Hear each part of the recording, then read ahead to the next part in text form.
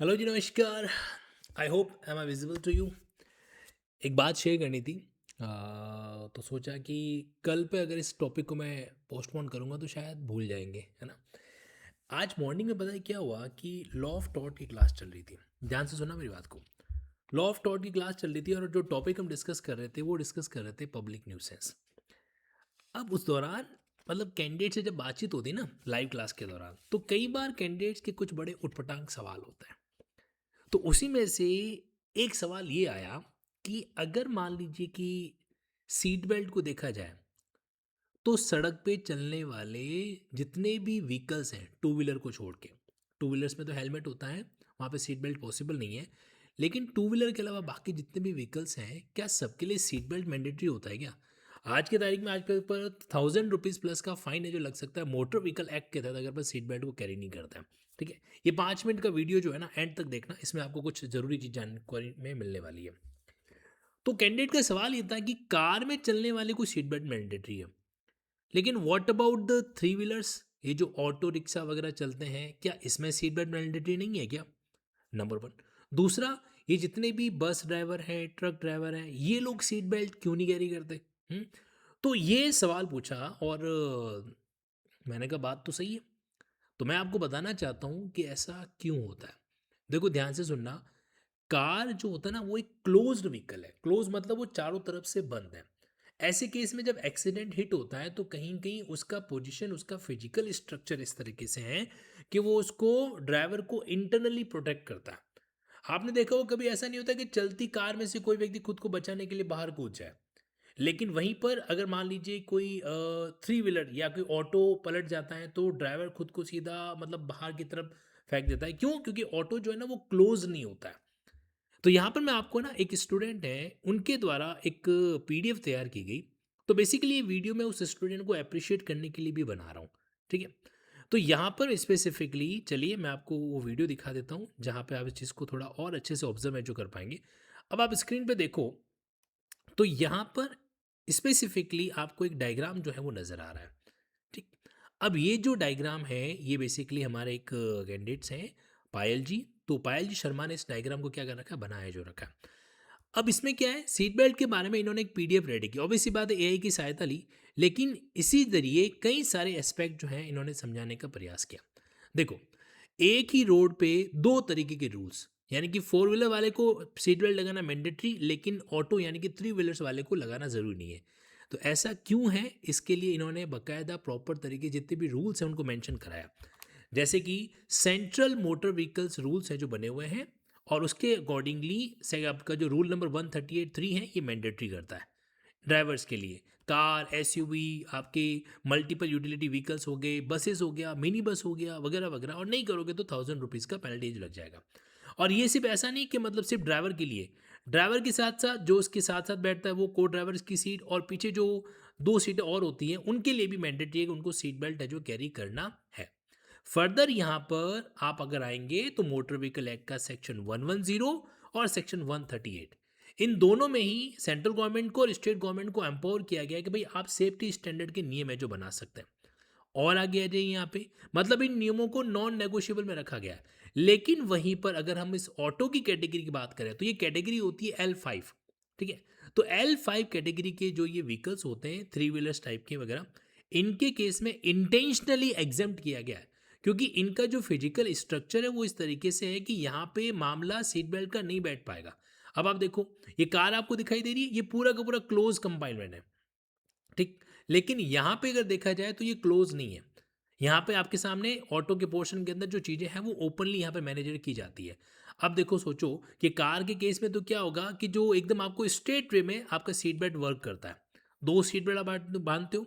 अब यही दो सीट बेल्ट अगर आप ऑटो में बांधोगे ना, तो उल्टा आपके लिए जोन है वो हाई रिस्की हो जाएगा, क्योंकि ऑटो की फिजिकल स्ट्रक्चर जो है वो इस तरीके से, उल्टा आप क्या कर जाओगे, फंस जाओगे उसके अंदर। तो इसलिए फिजिकल स्ट्रक्चर को देखते हुए हमने क्या कर रखा है, स्पेसिफिकली चीज़ को मैंडेट कर रखा है। अच्छा, दूसरा ये चीज़ है कि ऑटो वगैरह जनरली ये सिटी के व्हीकल्स हैं, और सिटी में आपकी स्पीड जो है ना वो 40 से बियॉन्ड जाती नहीं है। ठीक, लेकिन वहीं पर अगर आप हाईवे की बात करें तो इसमें स्पीड जो है 80 100 जाना एक तरीके से नॉर्मल चीज़ हो रखा है। तो ये भी एक रीज़न है। अब यहाँ पर देखा जाए तो सवाल ये आता है, तो फिर ये सिटी के अंदर जब स्मॉल स्पीड में या कम स्पीड में गाड़ी चल रही होती है, कार चल रही होती है, तो फिर ये सीट बेल्ट का चालान क्यों काटते हैं? देखो भाई, सीट बेल्ट का चालान तो मैंडेटरी हो रखा है। एक साइकोलॉजिकल इफेक्ट भी है कि भाई कार वाले का चालान काटना है, बिना सीट बेल्ट के तो काटना है। तो एक वो भी बना हुआ है। तो दूसरा रीज़न है स्पीड का। तीसरा रीज़न जो है ना, वो अपने आप में एक तरीके से आप ये कह सकते हैं कि उनकी स्ट्रक्चर इस तरीके से बनाई गई है। चौथा एक रीज़न ये है कि हमने ग्लोबल जो है मेथड को अडॉप्ट कर रखा है। विश्व में मोस्टली जो कंट्रीज है वो थ्री व्हीलर्स को सीट बेल्ट के क्राइटेरिया से बाहर रखती है। ओके, तो ये एक अपने आप में एंगल है। अगर आप देख पाएँ तो लीगल प्रोविज़न रूल 138(3) मैंडेटरी करता है, क्योंकि इसका डिज़ाइन एनक्लोज है, इसका डिज़ाइन ओपन है। फिजिक्स के पॉइंट ऑफ व्यू से सेफ्टी है कि आप उसमें सीट बेल्ट लगाएं, इसमें सेफ्टी का जो है कंसर्न वो उल्टा हाई हो जाएगा अगर आप सीट बेल्ट लगाएंगे तो ये चीज़ मैंने ना रखी है। एक बात मैं आपको और बताना चाहता हूँ, जैसे ये ट्रक वगैरह होते हैं तो उनके केस में क्या नियम है? क्या ट्रक्स बसेस को इस तरीके से सीट बेल्ट लगाना नहीं पड़ता है क्या? तो मैं आपकी जानकारी के लिए बताना चाहता हूँ कि चाहे आप ट्रक चला रहे हो, बस चला रहे हो, हर केस में ये मैंडेटरी है कि आपको सीट बेल्ट बांधना ही पड़ेगा। ओके, लेकिन क्या होता है कि ट्रक्स बसें ये लंबे रूट के व्हीकल्स होते हैं।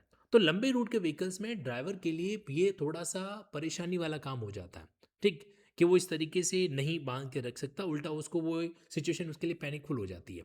और जनरली जो ट्रैफिक मॉनिटरिंग करने वाले जो पुलिस अधिकारी वगैरह भी होते हैं ना, वो इन ट्रक ड्राइवर्स के लिए इस तरह की सीट बेल्ट की चीज़ों को चेक नहीं करते, ना इसका कोई चालान वालान है जो काटता है। जो रीज़न है मतलब साइकोलॉजिकल ज़्यादा, ट्रक ड्राइवर क्यों नहीं करते, इसमें साइकोलॉजिकल रीज़न ज़्यादा है। वो कहता है हिल एरिया में हम ये ट्रक्स वगैरह मैंडेट सीट बेल्ट बांधेंगे तो उल्टा हमारी जान को जोखिम हो जाएगा, सो एंड सो। तो इन चीज़ों को देखते हुए फिर ना तो पुलिस वाले बस ड्राइवर को या ट्रक ड्राइवर को इस तरीके से रोकते हैं, टोकते हैं, और ना ही वो लोग इसको कैरी करते हैं। तो मतलब ट्रक और बसेस के केस में साइकोलॉजिकल रीज़न या fear reason, hill area reason, ये मैंडेटरी है अपने आप में। उसके कारण लोग सीट बेल्ट को प्रेफर नहीं करते। और इनफैक्ट कई ट्रक्स के अंदर तो है इसकी स्ट्रक्चर भी नहीं होती, सीट बेल्ट का स्ट्रक्चर भी नहीं दे रखा होता।